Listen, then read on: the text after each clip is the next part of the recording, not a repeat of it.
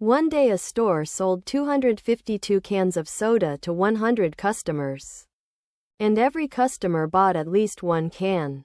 What is the maximum possible median number of cans bought per customer? You can pause here and solve the problem before seeing the solution.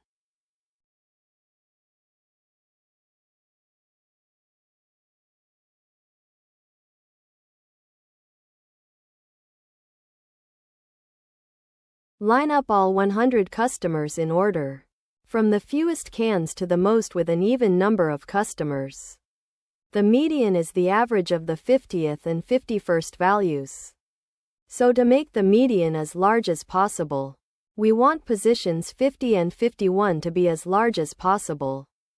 Here's the trick. To free up cans for the customers in the middle, give the first 49 customers the smallest amount allowed. Just one can each. That uses 49 cans. And it's fine because they sit below position 50.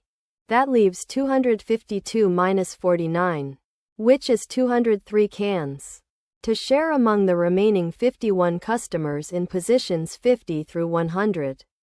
To push positions 50 and 51 up, we spread these 203 cans as evenly high as we can.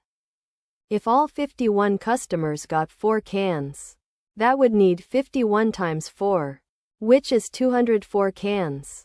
But we only have 203. One short. So 50 customers get 4 cans and 1 customer gets 3 cans.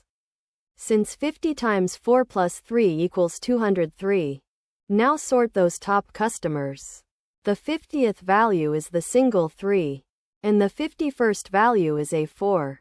The median is the average of 3 and 4, which is 3.5. A median of 4 is impossible, since it would need 204 cans. So the maximum median is 3.5. The answer is 3.5.